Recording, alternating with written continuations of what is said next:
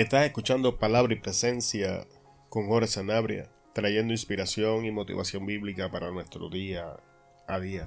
Y vamos a dar inicio a esta nueva serie de enseñanzas bajo el tema Errores que cometemos cuando edificamos. Y para cumplir el propósito de esta enseñanza, vamos a estar usando el libro de Nehemías y a medio de nota aclaratoria no vamos a estar dando un estudio bíblico del libro de Nehemías.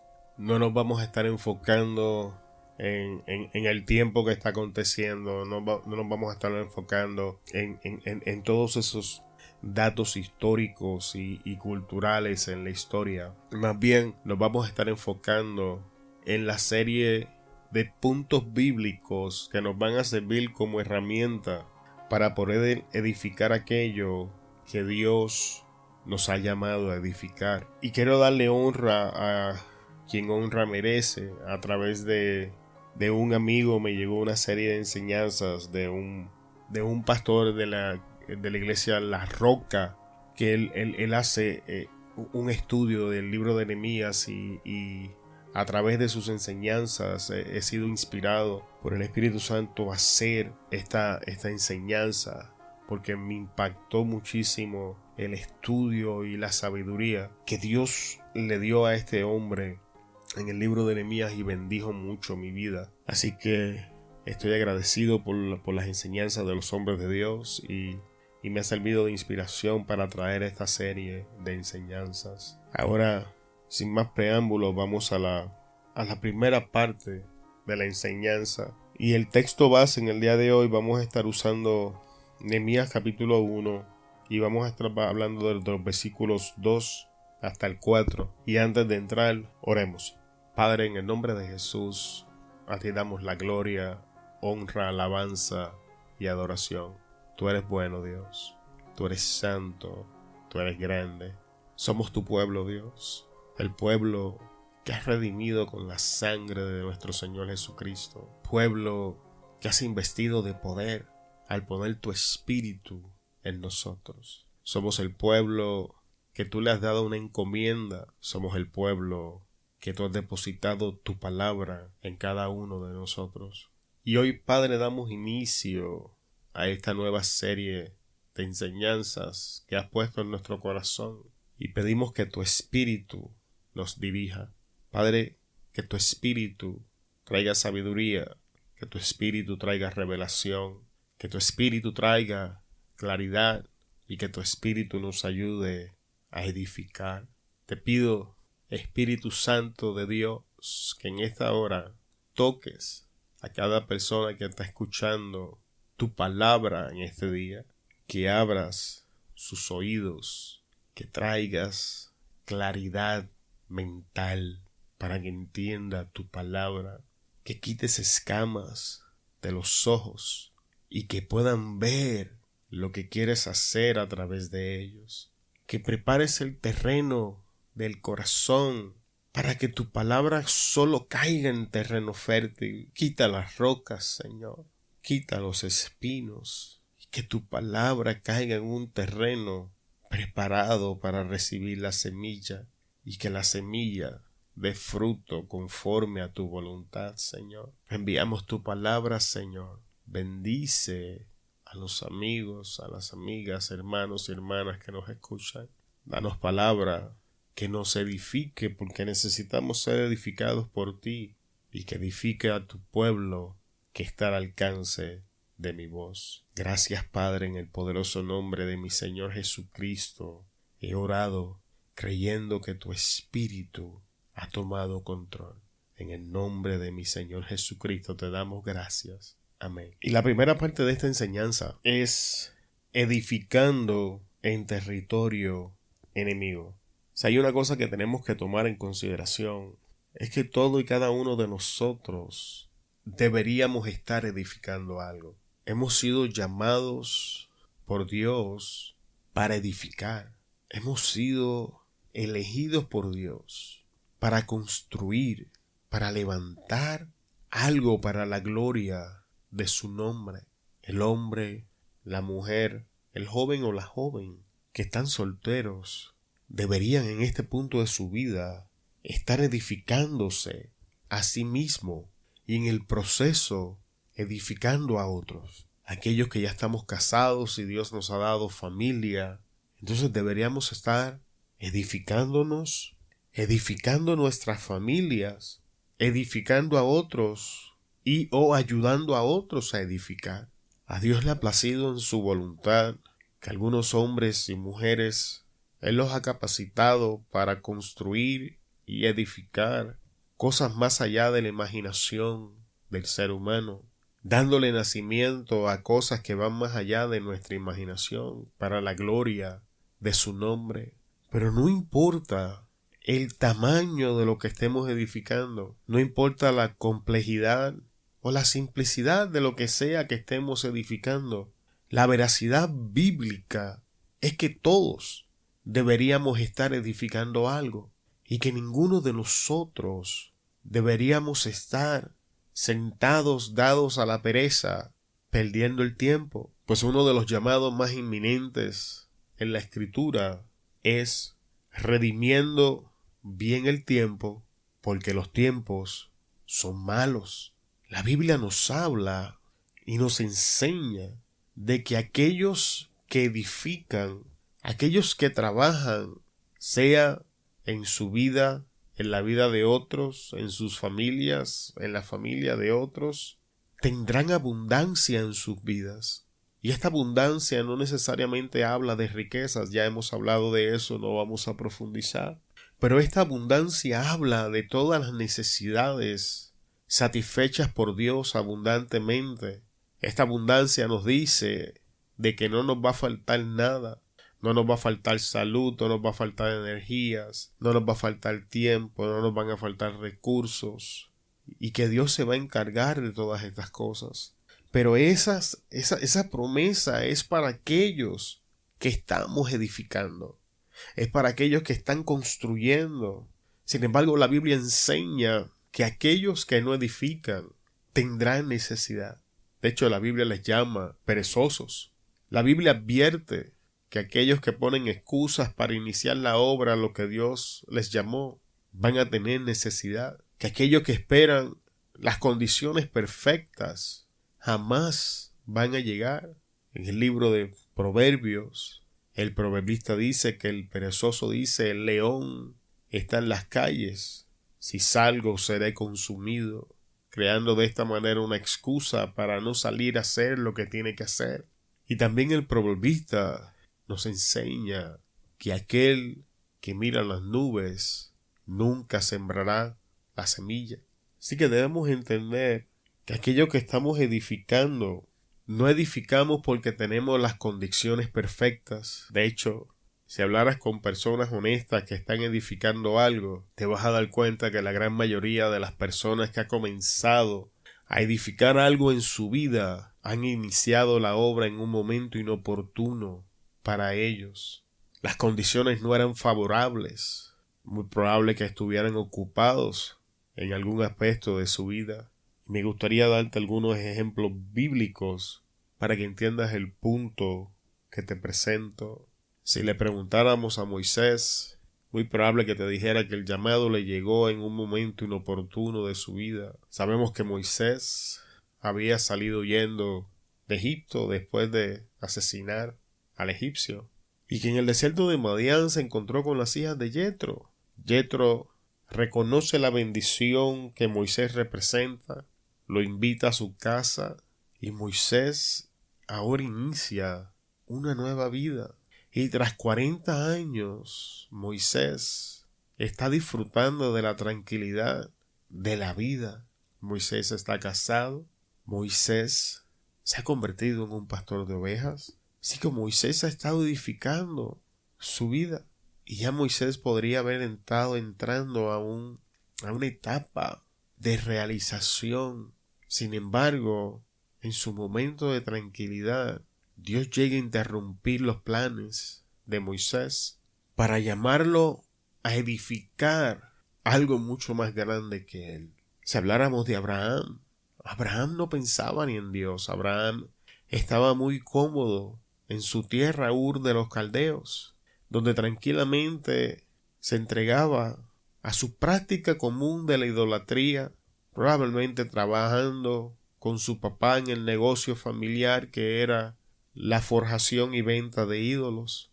Sin embargo, Dios llega un día a interrumpir la vida de Abraham. Y ahora imagínese cuán difícil, cuán incómodo era el reto que Dios le hacía a Abraham. Dios llegó a ponerle un punto final al negocio familiar.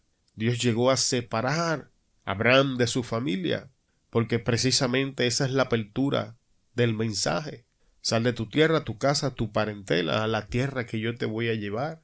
Y no sé si ustedes le han prestado atención al llamado, pero no hay mucha información motivacional para dejar atrás todo lo que Dios estaba pidiendo, en cambio de una información vaga, a la tierra que te voy a mostrar. Sin embargo, Abraham hace este reto y comienza a edificar lo que Dios así lo llama, aun cuando no tenía toda la información. Y este principio lo podemos aplicar durante toda la vida de los hombres bíblicos, porque si estamos esperando que Dios nos va a llevar a edificar algo en un momento oportuno, vamos a despertar a otra cosa, hermano. Y es importante que entendamos eso, que todos hemos sido llamados a edificar algo, y que el día de iniciar esta obra es hoy, no es mañana, no es pasado. Cada persona que Dios llama, la llama hoy. Amigo, amiga que me escuchas, si no le has entregado tu vida a Cristo, hoy es el día para iniciar la nueva jornada de tu vida, con Cristo como tu Señor. Si has estado posponiendo caminar en el llamado de Dios para tu vida, hoy es el día de comenzar a caminar en el llamado. Si has estado posponiendo la edificación de lo que sea que Dios te ha llamado a hacer, hoy es el día. Hoy, en un día imperfecto, hoy bajo circunstancias incompletas, hoy en un momento inoportuno, es el día de iniciar la jornada para comenzar a edificar lo que Dios nos ha llamado a edificar. El segundo punto en la historia es que todos estamos edificando en territorio enemigo. Lo que Nehemías estaba a punto de iniciar, que era volver a levantar y restaurar los muros de Jerusalén, fue en un momento donde el pueblo había pecado, la ciudad había sido destruida y ahora estaba rodeada de enemigos. Y la Biblia nos enseña que este mundo está bajo la influencia del maligno. Jesús mismo llama a Satanás el príncipe de este mundo. Así que tenemos que entender que vamos a estar edificando en territorio enemigo. Vamos a iniciar un proceso de construcción en un terreno hostil. Lo que quiero decir con esto es que no esperes que la gente se alegre porque ha sido llamado a edificar algo. No esperes que la gente venga y te diga te voy a apoyar en esto que vas a iniciar, porque si estás esperando esto vas a despertar a una amarga realidad. Estás edificando en territorio enemigo. Estamos edificando en un territorio hostil. Y ese es el escenario en el que nos encontramos. Y si vamos al versículo 2 del primer capítulo de Nehemías, nos vamos a dar cuenta de que todo inicia con una palabra de Dios que revela la verdadera condición del asunto.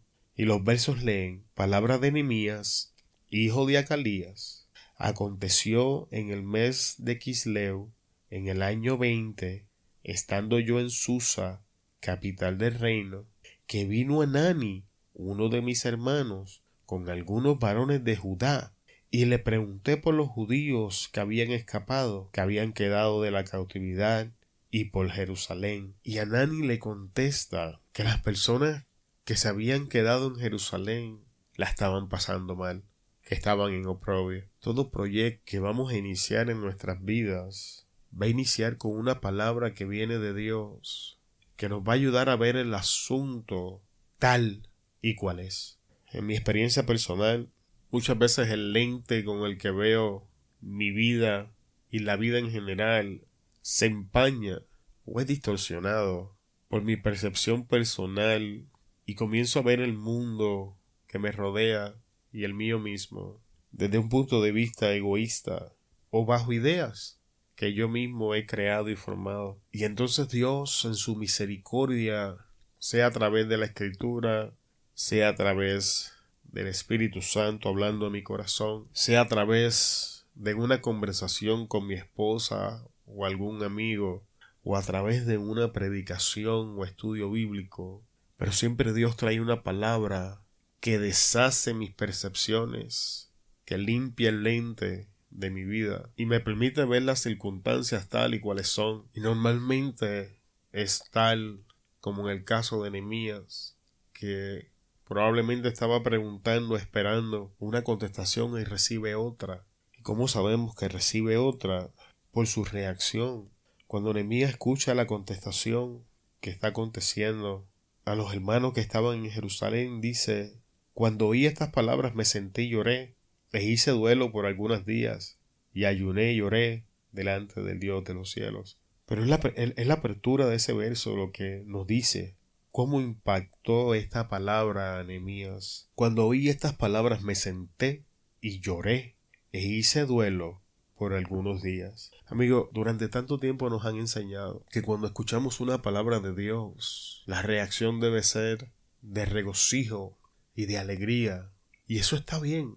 Pero la verdad es que cuando vamos a la Escritura, en cada ocasión que Dios trae una palabra que deshace las percepciones que tenemos o que los hombres de Dios tenían en relación a un asunto y se dan cuenta del estado real, de las circunstancias verdaderas, de la condición verdadera, todos son quebrantados, todos se quebrantan, todos lloran, todos se lamentan. Y es importante entender que el proceso que nos va a dar la motivación que necesitamos para comenzar a edificar esta nueva obra, sea en nuestras vidas, sea en el ministerio, sea en el trabajo, sea en la familia, sea ayudando a otros, es que Dios va a revelar la verdadera condición de aquello que vamos a comenzar a edificar, que vamos a ser quebrantados por esta palabra. ¿Y sabes quién? Eso está bien. Déjame darte un poco del panorama de las personas en Jerusalén para que entiendas por qué era imposible reaccionar con alegría ante entender la verdadera condición en la que se encontraban. Los muros que protegían la ciudad estaban caídos, así que las personas que vivían en la ciudad de Jerusalén no solamente estaban viviendo en una ciudad que había sido destruida, estaban viviendo en una ciudad rodeada por enemigos que odiaban a los judíos y no tenían muros para protegerse. Así que estamos hablando de hombres, mujeres y niños viviéndose en un lugar que ha sido destruido, que están rodeados por personas que quieren hacerle daño y no tienen cómo protegerse ni defenderse, lo que significa que si había un grupo de merodeadores que estaban robando, podían entrar fácilmente a la ciudad, que si las personas se descuidaban, un intruso podía entrar a su casa. Imagina el escenario, abrir los ojos en la comodidad de su hogar y encontrarse un extraño con pistola en mano apuntándole en la cabeza. Imagínese en la posición donde no puede crear un medio ambiente que sea seguro para sus hijos, para su familia, ni para usted mismo. Póngase en una situación donde es incapaz de proveer un techo seguro para aquellos que usted ama. Porque esta es la situación en la que se encontraba el pueblo. Y es imposible, tras escuchar esta palabra que revela la condición en la que se encontraban, reaccionar de gozo y alegría. Así que la reacción correcta, cuando la palabra de Dios nos alcanza revelando la verdadera condición de esa área en la que nos está llamando, es quebrantamiento. Porque quebrantamiento va a poner nuestro corazón en la posición correcta y lo va a llenar de la compasión necesaria y nos va a alinear con la intención correcta para iniciar el proceso de edificación. Cuando David es confrontado por Natán por su pecado de adulterar con Betsabé y de asesinar a Urías, David es quebrantado, rasga sus vestidos, se tira al suelo y se arrepiente de su pecado porque pudo ver el estado original de su pecado. Lo mismo acontece con todos los hombres de la fe. Sin embargo, aquellos que no lo hacen fracasan. Saúl fue confrontado con la verdad de su pecado en contra de Jehová y las consecuencias del mismo. Sin embargo, no se arrepintió, no experimentó quebrantamiento. ¿Sabes por qué no experimentó quebrantamiento? Porque su corazón no estaba alineado con Dios, porque sus intenciones no estaban predispuestas a seguir la voluntad de Dios. Saúl estaba más enfocado en los hombres que en Dios, y por eso no podía experimentar el quebrantamiento de corazón que lo hubiese llevado a alcanzar misericordia. ¿Está viendo por dónde lo llevo? Así que la reacción cuando escuchamos la palabra de Dios que nos confronta con la realidad de la condición, sea de nuestra vida o relacionado con aquello que vamos a estar edificando, nos va a revelar la alineación de nuestro corazón. Y entonces de aquí en adelante iniciamos el proceso. Sin embargo, Nehemías no se queda ahí. En la parte final del verso nos enseña que una vez Nehemías fue quebrantado, una vez se sentó, una vez lloró, una vez hizo duelo, y dice algunos días, no sabemos exactamente cuánto, lo que dice que este proceso de quebrantamiento varía entre persona y persona. Unas personas van a pasar esto más rápidas que otros, pero todos vamos a pasar por él. Entonces Nehemías nos enseña que ayunó y oró delante del Dios de los cielos. Y en el próximo episodio vamos a estar hablando de qué cosas aprendemos o podemos tomar provecho de la oración de Nehemías. Te bendecimos en el poderoso nombre de Jesús y te damos gracias por estar con nosotros aquí en Palabra y Presencia. Te esperamos en el próximo episodio. Una vez más, muchas gracias. Te bendecimos y hasta luego.